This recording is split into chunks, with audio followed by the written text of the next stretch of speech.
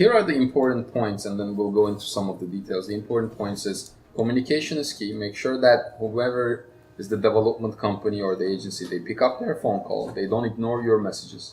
That's a flag. Make sure you own everything. Make sure you own the hosting account. Make sure you own most of the stuff. When you're signing the agreement, also make sure, is that code being created? Do you own the code? Do you own the web services? It's like you can use Microsoft Word, but you don't own the source code for Microsoft.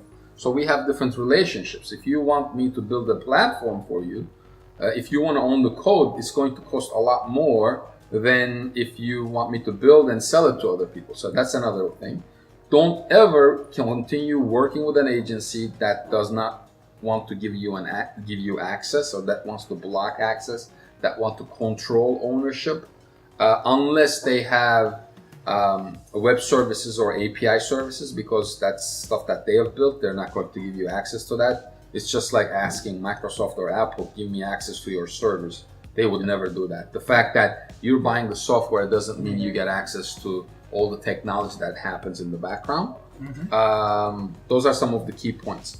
Let's talk about, yes, Andy, because you're in this and you do this all the time. Talk to me about the one project that you're proud of. That's a complex project, and what we did with that project.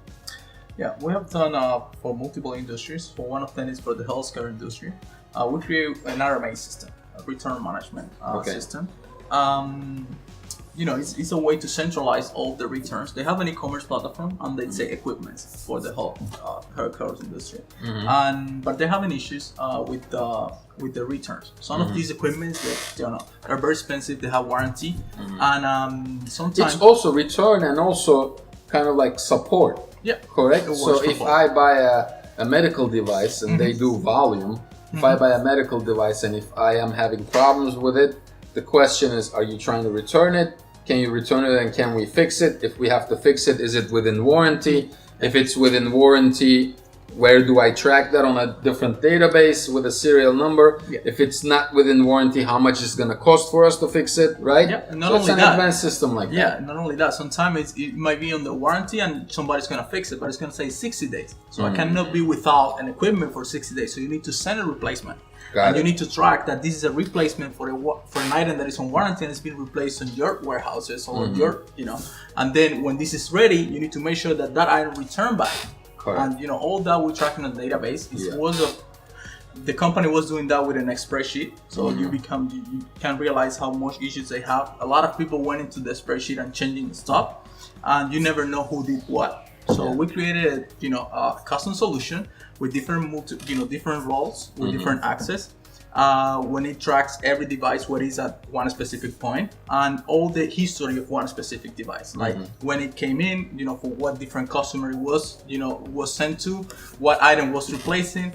And the warranty process is very tough as well, because the way they do it is based on the serial number of the device. They identify if the item is on warranty or not, depending on the manufacturer. So it was a challenge, but was able to fix that through a custom solution with a scope out of the project and go through a lot of details with the client. Yep, I got it.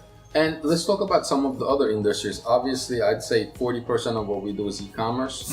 But when you're talking about e-commerce, there are so many different functionalities, different types of products, different types of services, people who sell warranty, who want to track warranty. So it gets really, really advanced. But other than that, we've done it for the 3PL, for logistics industry. We've done projects for hospitals. We've done projects for, what else? What other projects have we done for different people in terms of custom solutions? Insurance companies as well. Insurance companies. Doing a lot of insurance companies, lead generation. Obviously, if you're trying to pull, let's say you have an insurance company and you are selling different types of insurance, you don't really provide the insurance. You're usually a broker, so you have to get real rates. And there are multiple API integrations into different systems, so you can get real-time rates. If I want life insurance, if I'm 36 years old and here's my income and here's all of this, give me a rate, right? So most of those APIs in the insurance industry, they don't exist. They use their own custom systems. So, and then again, if there's no API, if there's not a place where we can grab the information, we try to patch certain things, correct? We might sometimes create our own API Yeah. They might have EDI or XML or some kind of data source. So we're pretty experienced with that as well. And then the other thing I would say is we've done stuff for the education industry. So it doesn't really matter. Here's I think a dumb question, where a prospect comes to an agency or developer and says, have you done this before? It doesn't matter if you're a custom developer. You don't have to have it done before. It's just, again, scope. I need to understand the problem.